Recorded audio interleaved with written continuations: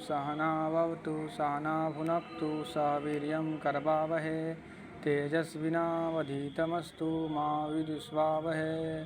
ओम शांति शांति शांति।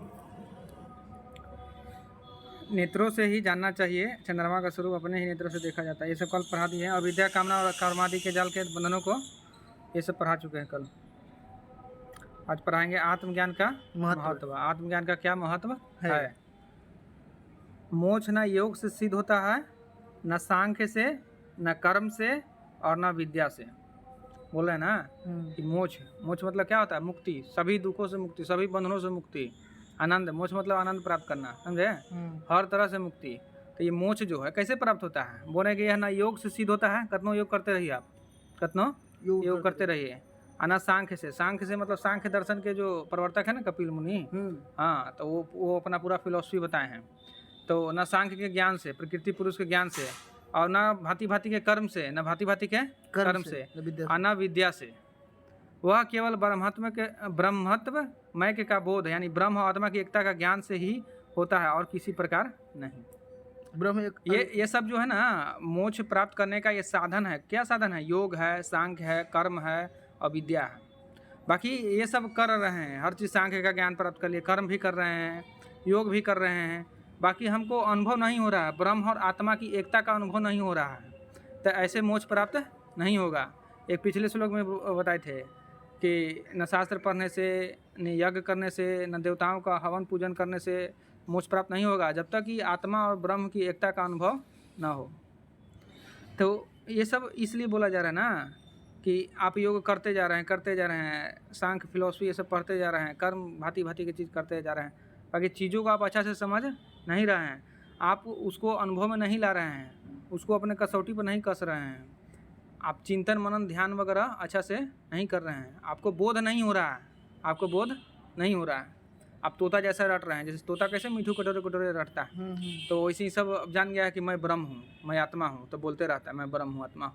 उसको सच्चे तौर पर जानना है। ये सब तो एक शब्द ही ना है, एक शब्द है, तो शब्द तो ब्रह्म नहीं ना है। वो ब्रह्म को अनुभव करना साक्षात है, और हम अनुभव कर नहीं रहे, भांति भांति के कर्म करते जा रहे हैं, विद्या का अर्जन करते रहे हैं, ज्ञान का अर्जन करते जा रहे हैं, योग करते जा रहे हैं। तो इन सब चीज़ों से मोक्ष का सिद्धि नहीं होगा। मोक्ष प्राप्त करना है तो ब्रह्म और आत्मा की एकता का अनुभव होना चाहिए। समझ में आया? संसार एकदम बिल्कुल विलुप्त हो जाना चाहिए, संसार एकदम बिल्कुल विलुप्त शून्य हो जाना चाहिए, शून्य में समाहित हो जाना चाहिए, तब होगा मोक्ष, तब होगा मोक्ष। जब तक संसार विलुप्त ना होगा तब तक मोक्ष ना होगा। मोक्ष क्या है? मोक्ष सारी बंधन से मुक्ति है, आज़ादी है, फ्रीडम है। क्या है? सभी दुखों से निवृत्ति है, हर चीज़ से निवृत्ति है। जैसे आकाश में सूर्य है ना, तो बादल के वजह से सूर्य कभी दिखता है, कभी नहीं दिखता है। तो मोक्ष इस तरह से ना कि एकदम बादल खत्म, बादल के वजूद खत्म, केवल सूर्य है। तो वो वैसे बनना है। क्या बनना है? वैसे वो मोक्ष है, न कि आगे पर्दा झांक दे रहे हैं। समझे? समझ में आया? ज्ञान का प्रकाश। तो आत्मा और ब्रह्म की एकता का अनुभव होगा तभी मोक्ष प्राप्त होगा, मुक्ति हो जाएगा, खत्म हो जाएगा जन्म मरण, ये सब डर पीड़ा दुख दर्द, हर चीज़ सुख दुख, जितना भी झमेला होता है ना सांसारिक झमेला, वो सब खत्म हो जाएगा। कोई दिक्कत नहीं। अब है जिस प्रकार वीणा रूप लवण्य तथा तंत्री को बजाने का सुंदर ढंग मनुष्य को मनोरंजन का ही कारण होता है। जैसे कोई वीणा बजाता है अच्छा से, और उसका जो लावण्य होता है, वो जो सूत्री जैसे रहता है, पतला पतला तार है, तो वो जो एकदम मधुर बनाता है, तो मधुर क्यों बनाता है? वो मोक्ष के लिए बजाता है, साम्राज्य प्राप्त करने के लिए, वो मनोरंजन के लिए प्राप्त करता है। वो किसके लिए? मनोरंजन को प्राप्त करने के लिए। बोल रहे हैं कि ये जो वीणा बजाने से उसे कुछ साम्राज्य की प्राप्ति नहीं हो जाती है। तो बोल रहे हैं उसी प्रकार विद्वानों की वाणी का कुशलता, कोई विद्वान है और खूब अच्छा से बोल रहा है, एकदम वाणी में कुशलता है, वाणी में क्या है? कुशलता है, खूब तोता नहीं रटे हुए है, बाकी उसको अनुभव नहीं है, उसको आत्मा और ब्रह्म की अनुभव नहीं है, और शब्दों की धारावाहिकता और शास्त्र की व्याख्या कुशलता और विद्वता भोग का ही कारण हो सकती है, मोक्ष का नहीं होता। शंकराचार्य बोल रहे हैं ना कि जिस प्रकार से वीणा अच्छा बजाता है, और वीणा अच्छा इसलिए बजाता है ताकि मनोरंजन हो सके, उसे तो उसको साम्राज्य नहीं मिलता है। तो उसी प्रकार से विद्वान लोग जो है शास्त्र के बात को पूरी अच्छा से कुशलता से धारावाहिकता से एकदम पूरी ही अच्छा से एक्सप्लेन करते हैं, समझे। बाकी उसे मोक्ष का कारण नहीं होगा। वो जो है ना वो ज्ञान जो है अनुभव में रहना चाहिए। वो अपना अनुभव अपना प्रकाश में उसको होना चाहिए, अपना प्रकाश में उसको एक्सप्लेन करना चाहिए, ना कि तोता नहीं है तो रट लिए हैं आप बोलते जा रहे हैं बोलते जा रहे हैं बोलते जा रहे हैं। तो आप रट के आप थोड़ी कुछ प्राप्त कर लीजिएगा, वो अपने प्रकाश से निकलना चाहिए। किसे निकलना चाहिए? प्रकाश से। अपने प्रकार से। तो इसलिए बोल रहे हैं कि उसी प्रकार विद्वानों की वाणी की कुशलता और शब्दों की धारावाहिकता शास्त्र की व्याख्या की कुशलता और विद्वता भोग का ही कारण हो सकती है। तो कोई एकदम खूब अच्छा बात बोल रहा है ना, खूब कुशल है ना, तो उसमें फंस ना जाना है कि इसको मोक्ष का प्राप्ति ही हो गया है, समझे। मोक्ष का प्राप्ति हो सकता है कि हो गया होगा, बाकी जो कोई जरूरी नहीं है। आपको प्राप्त होगा ना तो आप आराम से जान जाइएगा कि उसको प्राप्त हुआ है कि नहीं, उसको प्राप्त हुआ है कि नहीं। आप अपने प्राप्त ना किए हैं, अपने केवल अतु टोटा है, सब शास्त्र के पूरा ज्ञान पूरा नॉलेज लिए हुए हैं, कोई अनुभव है नहीं। तो कोई अनुभव है नहीं तो ऐसी तोता जैसा ही रहिएगा, कोई फायदा नहीं है, कोई फायदा नहीं है। आगे देखते हैं। अब देखिए, परम तत्व को यदि ना जाना तो शास्त्र अध्ययन निष्फल है। शास्त्र पढ़ रहे हैं, आप परम तत्व को जान ही न रहे हैं। कि शास्त्र किस लिए पढ़ रहे हैं? वही ना परम तत्व के जानने के लिए, ताकि आत्मा और ब्रह्म का अनुभव हो सके, सत्य को जान सके, प्रकाश में हो सके। आप शास्त्र पढ़ रहे हैं, अनुभव सत्य का हो ही न रहा है, तो क्या व्यर्थ ही न है? व्यर्थ है। और यदि परम तत्व को जान लिया तो शास्त्र अध्ययन भी निष्फल है, दोनों निष्फल है। लेकिन अब परम तत्व को जान लिए तब शास्त्र अध्ययन निष्फल है। पहला बात है, शास्त्र पढ़ रहे हैं, आप परम तत्व की प्राप्ति ना हो रहा है तो निष्फल है। हाँ, आप पढ़ते पढ़ते परम तत्व को जान लिए तो वो भी पढ़ना अब क्या है? निष्फल है। मगर आपको लीडिंग करना है, समझाना है, तो वो पढ़ना होगा। मगर ऐसे ही अपने में रहना है ना, अपने में स्टेबल होके तब पढ़ना नहीं पड़ेगा। बाकी भांति भांति के संसार को आपको अच्छा राह पर लाना है तो भांति भांति के एग्जाम्पल देना होगा, भांति भांति के तरह तरह से उसको संतुष्ट करना होगा, और तब वो मानेगा, समझे। न तो मोक्ष प्राप्त करने में ज़्यादा ज्ञान की जरूरत नहीं है, साधना की जरूरत है, बस अपने स्वयं पर ध्यान देने की जरूरत है। बहुत सारा शास्त्र की जरूरत नहीं है। शुरुआती में जरूरत है, फिर उसके बाद नहीं है। तो वही बोल रहे हैं कि परम तत्व को जान लिया तो क्या शास्त्र अध्ययन निष्फल है। परम तत्व क्या हुआ? परम तत्व वही जो सत्य ब्रह्म है, जो लास्ट में बचते हैं, वो परम तत्व है। जिसका न कभी नष्ट होता है, न जन्म होता है, न मरण होता है, हाँ, न गल सकता है, न जल सकता है, समझे। तो वो लास्ट का तत्व होता है, उसको बोलते हैं परम तत्व, समझे। इसी को बोलते हैं कृष्ण भगवान। अग्नि न उसे जला सकती है, न हवा उसे बुझा सकती है, क्या बहा सकती है, हाँ, तो उसी को बोलते हैं परम तत्व। ढेर सारा आत्मा बोलते हैं, कोई परम तत्व बोलता है, कोई सत्य बोलता है, कोई प्रेम बोलता है, कोई ईश्वर बोलता है, कोई कुछ बोलता है। शब्द अलग अलग है, नाम किसी को कुछ है, नाम बदल लेने से कुछ हो जाएगा, वो तो वही ना रहेगा, वही रहेगा। शब्द जाल तो चित्त को भटकाने वाला एक महान वन है। शब्द जाल क्या है? शब्द जाल चित्त को भटकाने वाला एक महान वन है। इसलिए किन्हीं तत्वज्ञानी महात्मा से प्रयत्न पूर्वक आत्म तत्व को जानना चाहिए। क्या जानना चाहिए? आत्म तत्व जानना चाहिए। आज पृथ्वी पर इतना बुक है, इतना पुस्तकालय, इतना बुक है ना कि उसको हजारों करोड़ों अगर जन्म आयु मिल जाए तब पर भी सब नहीं पढ़ पाएगा। तो ऐसा क्या चीज है जिसको पढ़ के हम अपने आप को तृप्ति पाले, पूर्णता पाले, पूर्णता पा ले, अपने आनंद के सागर में गोता लगाते रहे? ऐसा क्या है? तो वो गुरुदेव बताते हैं कि ये आत्म तत्व है, आत्म ज्ञान है। आत्म गुरु भी जाकर न दिखे, केवल आत्म तत्व को ही जानना चाहिए, न कि ऐसी शब्द के जाल के बारे में पूरा संसार ये है, वो है, ये है। शब्द जाल में नहीं फंसना चाहिए, शब्द जाल में नहीं। ये शब्द जाल जो है ना चित्त को भटकाता है। क्या करता है? चित्त को भटकाता है। एक महान वन की संज्ञा देते हैं शंकराचार्य। क्या देते हैं? महान वन की संज्ञा देते हैं। इसलिए बोल रहे हैं कि किसी तत्वज्ञानी जो परम तत्व को जानता है उस महात्मा से प्रयत्न पूर्वक आत्म तत्व को जानना चाहिए। किसको जानना चाहिए? आत्म तत्व को। हाँ, शब्द जाल के पीछे न भागना। कितना सत्य को भी ना है, शब्द जाल में घुमा के असत्य को भी असत्य सिद्ध करने के तो वो सब के चक्कर में न रहना चाहिए। अपने अनुभव के कसौटी पर उसको क्या करना चाहिए? कसना चाहिए। आगे देखते हैं। अज्ञान रूपी सर्प से डसे हुए ब्रह्म ज्ञानी रूप औषधि के बिना वेद से, शास्त्र से, मंत्र से और औसत से क्या लाभ? बोल रहे हैं कि कोई मनुष्य है और उसको अज्ञान रूपी सांप काट लिया है, सर्प डस लिया है। अच्छा। तो कोई औषधि काम न करेगा, कोई औषधि एक ही औषधि काम करेगा, वो क्या है? ब्रह्म ज्ञान का औषधि। अच्छा, क्या है? ब्रह्म ज्ञान जब का तक औषधि। ब्रह्म ज्ञान रूपी औषधि दवाई नहीं खिलाया जाएगा ना, उसको रोग ठीक है नहीं होगा। मगर अज्ञान रूपी डसा हुआ है सबको, मनुष्य इधर उधर भाग रहा है। किधर किधर? इधर उधर भाग रहा है, पार्क में भाग रहा है, विवाह में करने के लिए भाग रहा है, भांति भांति की चीज कर रहा है, कॉमेडी देख रहा है, और सोच ना रहा है कि हमारा दवाई क्या है। हमारा दवाई क्या है? ब्रह्म ज्ञान का ज्ञान दवाई है। बाकी अलग अलग दवाई छिटपुट दवाई ले रहा है। माँ ब्रेन में ट्यूमर होल है, सर दर्द के दवाई ले रहा है, तो थोड़ा देर के लिए ठीक करेगा।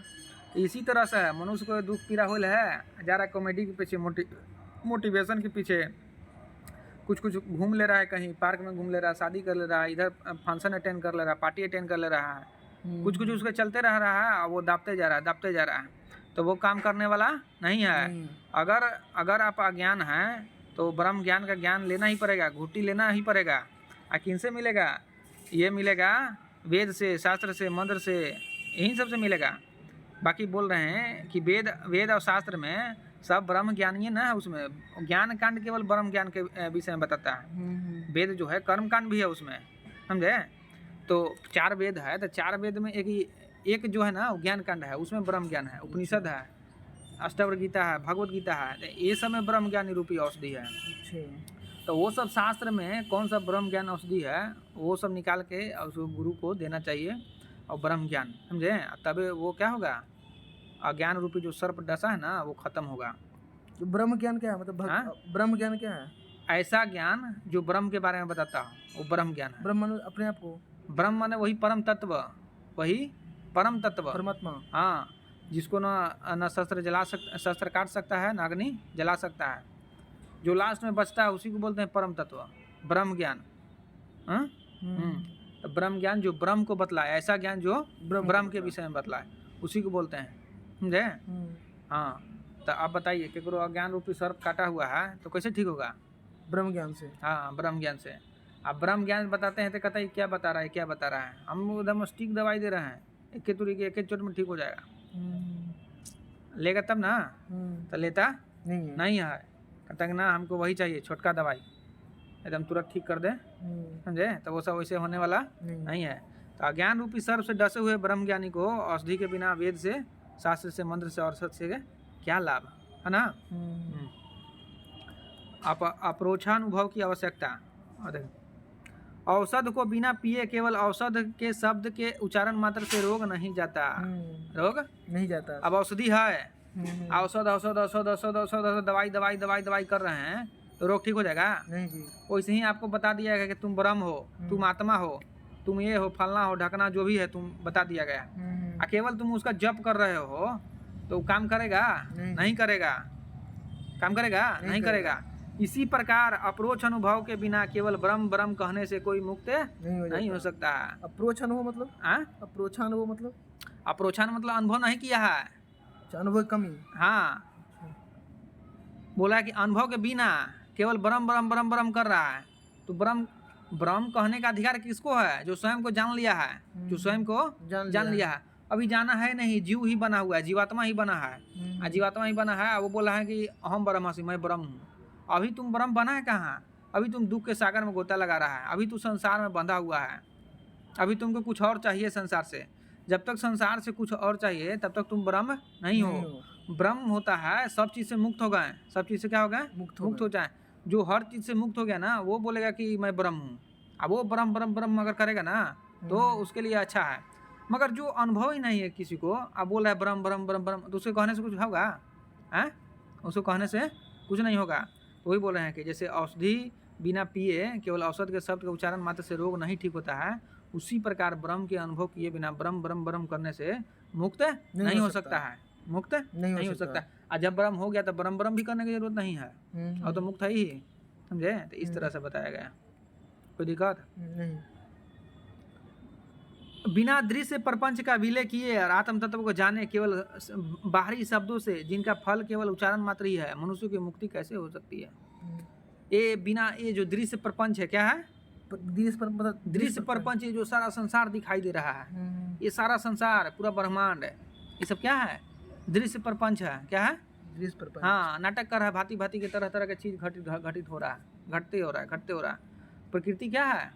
प्रकृति में हमेशा हर क्षण बदलाव हो रहा है, हर क्षण बदलाव हो रहा है। तो एक प्रपंच है, ये सत्य नहीं है। सत्य रहता तो बदलाव होता। जो आज है कल कुछ और हो जा रहा है, परसों कुछ और हो जा रहा है, तो ये तो बदल रहा है। तो बदल रहा है तो उसको सत्य कैसे बोल सकते हैं? उसको सत्य नहीं ना बोल सकते हैं। तो इसको एक बोल दें कि प्रपंच है, तुरंत बदल जाता है, पता ही नहीं चलता कि है क्या। इसलिए बोलते हैं कि क्या है, माया है। क्या है? माया है। तो ये जो दृश्य प्रपंच है ना, ये एकदम विलय हो जाना चाहिए, एकदम खत्म हो जाना, शून्य होना चाहिए। ये शून्य कैसे होगा? आत्म तत्व के ज्ञान से, आत्म तत्व के ज्ञान से उसमें पूरा एकदम समाहित हो जाएगा, खत्म हो जाएगा। ये अहंकार की उपस्थिति के कारण ये सब सारा संसार दिखाई देता है, और अहम की उपस्थिति के कारण दिखाई देता है, समझे? आत्म तत्व को जाने केवल बाहरी शब्दों से, जिनका फल केवल उच्चारण मात्र ही है, उच्चारण मात्र ही है केवल। तो मनुष्य की मुक्ति कैसे हो सकती है? जब तक संसार शून्य में विलीन नहीं होगा ना, तब तक मुक्ति संभव नहीं होगा। संसार जब तक आपको सत्य सत्य आपको जब तक संसार सत्य लगेगा, तब तक संसार से आप कुछ न कुछ खोजिएगा। क्या करिएगा? खोजिएगा। हाँ, कि हमको सुख तो मिलेगा ही मिलेगा। ये वाला भोगते हैं, ये में ना मिलेगा तो कुछ और में मिलेगा, और में मिलेगा, और में मिलेगा। ऐसे ही भोगते रहता है, भोगते जाता है, आ जाता है मृत्यु के सीमा पर। अब रोने लगता है कि पूरा जिंदगी तो जिए ही नहीं, कभी मिला ही नहीं वैसा मौका कि तृप्त दम कर दे, कभी तृप्त कर दे। तो मगर जो जान जाता है ना कि संसार क्या है? असत्य है, ब्रह्म सत्य, केवल जगत मिथ्या। ब्रह्म केवल सत्य है, जगत क्या है? मिथ्या है। तो जो वास्तव मिथ्या बोल देने से वो मिथ्या नहीं हो जाता। मिथ्या जो जान लेता है, उसको अनुभव में हो जाता है, वो फिर संसार से क्या कर लेगा? मुख मोड़ लेगा, मुख हो जाता है। हाँ, अब वो अपने शून्य में विलीन हो जाएगा, संसार को अपने अंदर समाहित कर लेगा, उसमें लीन हो जाएगा, उसको खत्म हो जाएगा। सारा दृश्य प्रपंच है ना, वो एकदम लुप्त ही हो जाएगा। वो क्या हो जाएगा? लुप्त हो जाएगा। और जब संसार लुप्त हो गया, तो अब मुक्ति ना कैसे संभव है? दुख मनुष्य का तभी ना होता है जब तक मन संसार में बसा हुआ है। अगर मन संसार में नहीं बसा हुआ है तो कैसे होगा दुख? बोलो। सारा दुख का कारण क्या है? मन है। मन कुछ न कुछ सोचते रहता है, कुछ न कुछ, ये बन जाए, वो बन जाए। ये बनने का जो प्रोसेस है, क्यों बोल रहा है? क्योंकि अपूर्ण है। क्या है? अपूर्ण है। जब संसार ही विलीन हो जाएगा तो फिर संसार से मांगेगा कैसे? संसार तो है ही नहीं फिर उसके लिए, फिर कैसे मांगेगा? तो वो होता है स्टेबिलिटी। ऑक्टेट रूल पूरा हो गया, केमिस्ट्री में है ना, ऑक्टेट रूल है। हाँ, सब एलिमेंट अपना 8 इलेक्ट्रॉन पूरा करना चाहता है, सब 8 इलेक्ट्रॉन की हम स्टेबल हो जाए, सब स्टेबल हो जाए। तो स्टेबिलिटी है ना, नोबल गैस वाला, वो है मुनि, वो है योगी, वो है, उसको बोलते हैं बुध। वो स्टेबल होगा, रिएक्शन वगैरह ना करेगा। बाकी साधारण जो एलिमेंट है ना, उसको चाहिए, इधर उधर भागते रहता है, देखते रहता है, किसी से शेयर कर लें, किसे ट्रांसफ़र कर दें, किसे गेन कर लें, लूज कर लें। हाँ, तो वो स्टेबल होना चाहता है। मनुष्य भी ऐसी ही रिएक्शन हो रहा है उसको, वो भी स्टेबल होना चाहता है, बाकी वो उसको समझ में ना आ रहा है कि क्या ले कि स्टेबल हो जाए। मन उछल ही रहा है, इसलिए कि वो क्या कर दें, जो एक ऐसा चीज़ मिले कि उसके बाद फिर उछले ना, तो मिलता ना है, उछलता ही रहता है, जीवन बर्बाद हो जाता है। और जिसको मिल गया उसको समझिए कि वो धन्य है। क्या है? धन्य है। तो वैसे बोल रहे हैं कि मनुष्य की मुक्ति कैसे होगा? आत्म तत्व को जाने केवल ब्रह्म शब्दों से, जिनका फल केवल उच्चारण मात्र ही है। दृश्य प्रपंच का अपने आप में क्या करना पड़ेगा? विलय करना पड़ेगा।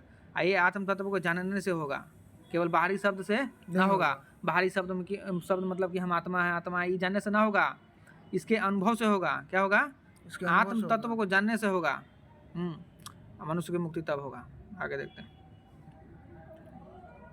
बिना शत्रुओं को वध किए और बिना संपूर्ण पृथ्वी मंडल का ऐश्वर्य प्राप्त किए मैं राजा हूँ, ऐसा कहने से ही कोई राजा नहीं हो सकता। बिना शत्रुओं को, जैसे पूरा पृथ्वी का सम्राट बनना है, तो जो शत्रु है, जो हमारा विरोध कर रहा है, तो उसको वध तो करना पड़ेगा ना। जो अधर्म का राज्य स्थापित करना चाहता है, उसको वध करना होगा। तो आप शत्रु का वध ही नहीं करेंगे, तब तक आप संपूर्ण पृथ्वी मंडल पर ऐश्वर्य प्राप्त कर सकते हैं? नहीं कर सकते हैं। कर सकते हैं? केवल यह कहने से कि मैं राजा हूँ, आप राजा बन सकते हैं? नहीं बन सकते हैं। ऐसा कहने से ही कोई राजा नहीं हो सकता है। वैसे ही बोल रहे हैं कि आपका जो शत्रु है, आप जो अपने साम्राज्य का राजा बनना चाहते हैं, तो आपका जो शत्रु है, अज्ञान है, ईर्ष्या, लोभ, लालच, ये सब है, ये सब को आप वध ही नहीं करेंगे, ये जो माया है इसको वध ही नहीं करेंगे, संसार को विलीन ही नहीं करेंगे, तब तक आप ये कैसे कह सकते हैं हम राजा हैं, यानी हम ब्रह्म है, ये कैसे कह सकते हैं? आपके अंदर कूट कूट के संसार भरा हुआ, कूट कूट के लोभ, लालच, ईर्ष्या, द्वेष भरा हुआ है, दूसरे सुख की चाह भरा हुआ है, तब तक आप यह कैसे कह सकते हैं कि हम ब्रह्म हैं? बोल सकते हैं? नहीं ना। उसी प्रकार से एग्जाम्पल देकर बता रहे थे जब तक आप शत्रु को वध नहीं करेंगे तब तक आप संपूर्ण पृथ्वी मंडल का ऐश्वर्य नहीं भोग सकते हैं। केवल राजा कहने से राजा आप नहीं बन जाएंगे। राजा बनना है तो वो जो प्रोसेस वो करना होगा, सब शत्रुओं को वध करना होगा, तभी पृथ्वी मंडल का पूरा सुख भोग सकते हैं। उसी तरह से ये ब्रह्म जो है, ब्रह्म को जानना होगा। अब ब्रह्म को जानने के लिए ये जो सारा संसार दृश्य प्रपंच है, ये सबको क्या करना होगा, खत्म करना होगा, तब ब्रह्म कहेंगे, तब अच्छा रहेगा। राजा बनने के बाद राजा कहेंगे तब ना अच्छा रहेगा। कि राजा है ना, इसी बोल रहे हैं राजा है, राजा है, राजा, उसे बोलने से कुछ होगा नहीं होगा।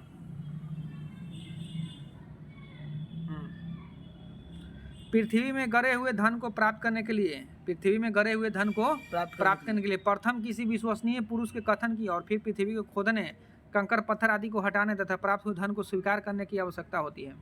जैसे भूगर्भ वैज्ञानिक है, वो बताया कि यहाँ सोना चांदी जो भी है ये सब है, तो उस पर विश्वास करेंगे, फिर उसको खोदेंगे, फिर निकालेंगे, फिर उसका जो प्रोसेसिंग है वो करेंगे, तब ना प्राप्त होता है। कोरी बातों से वह बाहर नहीं निकलता।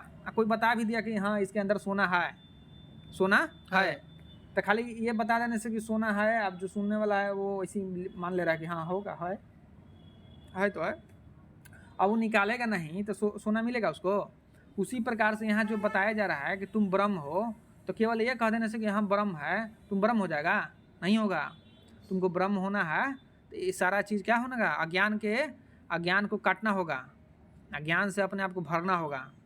सारा मन का जो कचरा है ना वो खत्म होगा, मन एकदम शून्य में ले जाना होगा। मन में जितना भी बकबक चल रहा है ना, इसको एकदम जीरो करना होगा। क्या करना होगा, जीरो करना होगा। तो यही बोल रहे हैं कि पुरुष के कथन की और फिर पृथ्वी को खोदने, कंकड़ पत्थर आदि को हटाने तथा प्राप्त हुए धन को स्वीकार करने की आवश्यकता होती है। कोरी बातों से वह बाहर नहीं निकलेगा। कोरी बातों से पृथ्वी से बाहर निकल जाएगा, धरती से। उसी प्रकार समस्त माइक प्रपंच से शून्य निर्मल आत्म तत्व भी ब्रह्मविद गुरु के उपदेश था, उसके मनन और निधि ध्यासन से ही प्राप्त होता है, थोथी बातों से नहीं। जैसे ये हम बता रहे हैं, जैसे शंकराचार्य अपना बुक में लिख दिए, हम इसको बता रहे हैं, एक्सप्लेन कर रहे हैं, शंकराचार्य बता रहे हैं।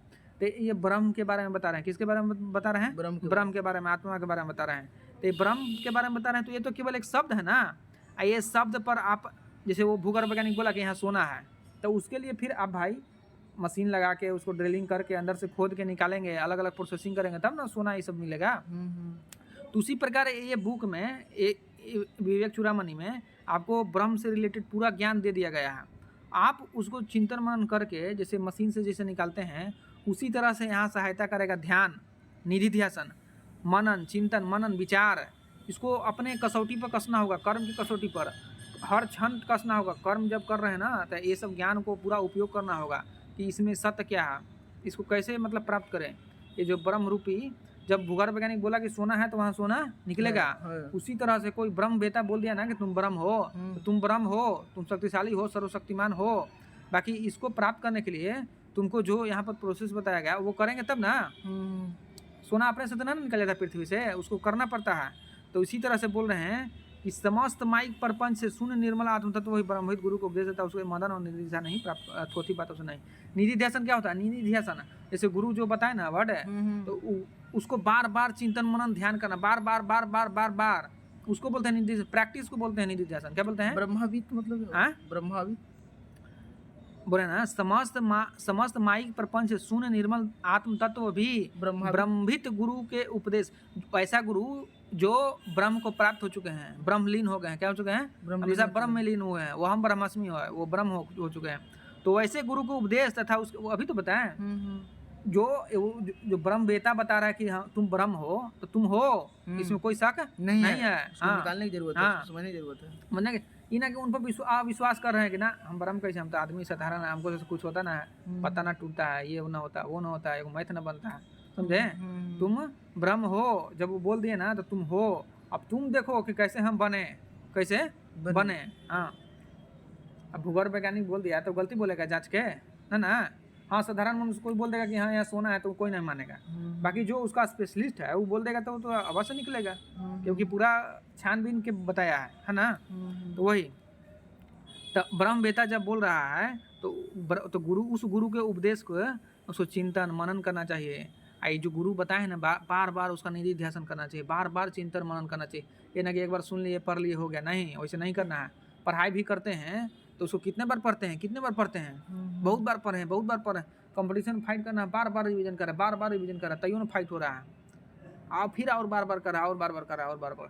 तो इसमें भी उसी की जरूरत पड़ता है। इसमें तो सफल होंगे ही होंगे, वो तो सफलता निराशा भी देगा।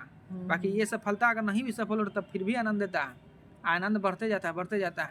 जितने चिंतन मनन करेंगे ना उतने दम निकलते जाएगा, कुआं जितने गहरा खोदेंगे उतने पानी निकलेगा। उसी तरह जितने ध्यान के गहराई में कूदेंगे ना उतने दम अहंकार मिटते जाएगा, पूरा आनंद की वर्षा होते जाएगा, आनंद के दम पानी निकलते जाएगा, अंदर से आनंद के पानी निकलते जाएगा, रस निकलते जाएगा, प्रेममय बनते जाएंगे, प्रेममय बनते जाएंगे। समझे क्या बनते जाएंगे? प्रेममय। हाँ, तो निधि ध्यासन जरूरी है, निधि ध्यासन जरूरी है। मतलब स्वयं को निधि ध्यासन मतलब जो वाक्य जो अभी पढ़े ना उसका बार बार चिंतन मनन। हाँ, उसका बार बार चिंतन मनन करना, उसको अपने कसौटी पर कसना। समझे? उसको जानना सही तरह से कि जो पढ़े उसको सही तरह। अब कोई मैथ बता दिया, फिजिक्स बता दिया, अब फार्मूला नहीं याद रहेगा तो बनेगा? हाँ, तो आगे फार्मूला का याद करना है। तो यही फार्मूला है, ये सब वाक्य सेंटेंस, ये सब क्या है? फार्मूला है, तब ना जीवन में यूज करेंगे। तो जीवन में यूज करेंगे। यहाँ बोल रहा है कि ब्रह्म पर ध्यान दो, आप देने लगे संसार पर ध्यान। हाँ, तो कैसे होगा? ना होगा।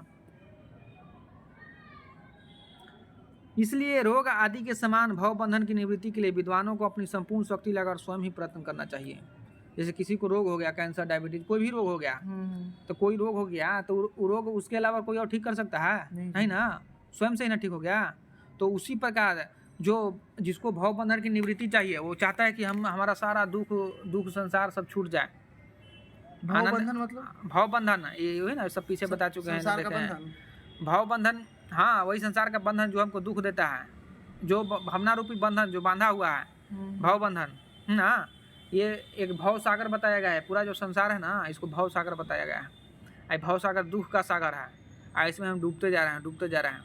तो ऐसा हो ना कि हम उस वक्त फ्लोटिंग करें, तैरे। हाँ, और आनंद ले पूरा सागर। इस सागर में कैसे वो सब अपना शिप जहाज ले जाके अपना घूमता है, आनंद करता है। तो उसी तरह चाहे कि संसार में तैरे।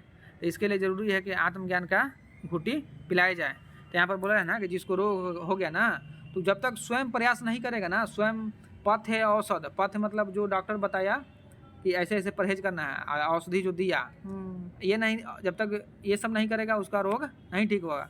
उसी प्रकार से विद्वान है, जो जानता है, अपनी संपूर्ण शक्ति लगाकर स्वयं में ही प्रयत्न करना चाहिए। जो अपना दुख खत्म करना चाहता है उसको संपूर्ण शक्ति लगाकर, सारा संपत्ति, सारा शक्ति लगाकर क्या करना चाहिए? स्वयं ही प्रयत्न करना चाहिए। धन भी हो ना तो उसको आत्मज्ञान के लिए लगाना चाहिए, ना कि खाने पीने के लिए एकदम रखे हुए हैं टाल मानी पैसा बैंक में, खाता में, जो भी है घर में, कि पेट बढ़ते जाए। ज्ञान बढ़ ही ना रहा है, ज्ञान बढ़ ही ना रहा, तो उससे कुछ फायदा है? फिर तो आप एक दिन चल देंगे। दुख भोगते जा रहे हैं, पैसा अर्जित कर रहे हैं, उससे कुछ फायदा है? नहीं। तो यहाँ भाव बंधन की निवृत्ति के लिए विद्वान को क्या चाहिए? संपूर्ण शक्ति लगाकर स्वयं ही प्रयत्न करना चाहिए। ये तभी होगा जब गुरु को नजदीक जाएगा, विनम्र निवेदन करेगा। ये सब बताए हैं कि गुरु भी कैसे जाना चाहिए। भाई पिछला 2 क्लास में बताए हैं कि शिष्य को गुरु भी कैसे जाना चाहिए। गुरु भी जब शिष्य आ गया तो गुरु को कैसे उपदेश करना चाहिए। इसके बाद ये आत्मज्ञान का ये चैप्टर पढ़ा रहे थे, समझे? अब प्रश्न विचार है, इसको हो सकता है कल बताएंगे, देखते हैं इसमें आगे क्या है। तूने आज जो प्रश्न किया शास्त्रज्ञ जन उसको बहुत श्रेष्ठ मानते हैं, हो रहा ना। शिष्य से गुरु बोल रहे हैं कि तू आज जो प्रश्न किया, पहला बात अभी जो बताएं कि शिष्य जो है गुरु भी गया था कि हमारा भव बंधन से हमको उद्धार करिए, यहाँ बहुत दुख है, हमको दुखों से मुक्ति दिलाइए। तो गुरु बोल रहे थे ना कि तू डर मत, हमारे पास उपाय है। तो ठीक है, तो हम शॉर्टकट में बता रहे हैं। तो गुरु बोले कि तो शिष्य बोले कि ठीक है, शिष्य बोले कि ठीक है। तो आप बोल रहे हैं कि हम प्रश्न कर रहे हैं, हमारा जो प्रश्न है वो आप उसको उत्तर दीजिए। तो प्रश्न किया था कि बंधन क्या है, मोक्ष क्या है, समझे, मुक्ति क्या है, आनंद कैसे मिलेगा। तो उसी को ये ऋषि जो है गुरु ज्ञान बता रहे थे, उसी के उपाय बता रहे थे सब। तो अब जो बोल रहे हैं ना ऋषि, तूने अब उत्तर दे दिए सब। तब बोल रहे हैं कि तूने आज जो प्रश्न किया शास्त्र के जन उसको बहुत श्रेष्ठ मानते हैं। तू जो प्रश्न किया ना बहुत उच्च कोटि के प्रश्न किया। तुम संसार के बारे में प्रश्न ना किया, तुम अपने बारे में प्रश्न नहीं किया कि हमारे घर में ये हुआ है, मतलब छोटा छोटा जो रहता है, छोटा छोटा समस्या रहता है, उसको तुम बाहर रख के आए हो। जो मूल तत्व है वो जानना चाहिए, उसके विषय में प्रश्न करना चाहिए कि मेन जो है ना वही है। मेन क्या है? वही है। अगर उसको ये साध ली ना तो सब साध लेंगे, उसको साध लेंगे तो सब सब साध लेंगे। जैसे वृक्ष है, वृक्ष को जल देना है तो जड़ पर देंगे ना कि पत्ता पत्ता पर देंगे। जड़ भी देंगे वो सब पत्ता में चल जाएगा, समझे। हाँ, तो बोले ना गुरु कि तुम बहुत श्रेष्ठ शास्त्र के जन, तुम जो प्रश्न किया है उसको शास्त्र को जानने वाले लोग, विद्वान लोग बहुत श्रेष्ठ मानते हैं। वह प्रायः सूत्र रूप संक्षिप्त है, तो भी गंभीर अर्थयुक्त और मुमुक्षुओं को जानने योग्य है। तुम जो पूछा वो संक्षिप्ति है, बाकी अर्थयुक्त है, बहुत अर्थयुक्त है, बहुत मायने रखता है। ये सब जो है ना मुमुक्षुओं को जानने योग्य है। जो मुमुक्षु व्यक्ति है, जो मोक्ष की इच्छा रखने वाला व्यक्ति को मुमुक्षु बोलते हैं, समझे। मोक्ष की इच्छा रखने वाले व्यक्ति को क्या बोलते हैं? हाँ, तो ऐसे व्यक्ति को जो मुमुक्षु है ये सब विषय को जानना चाहिए, अच्छा से अध्ययन करना चाहिए, चिंतन मनन निधि ध्यान करना चाहिए, समझे। आज के वीडियो में इतना है, धन्यवाद।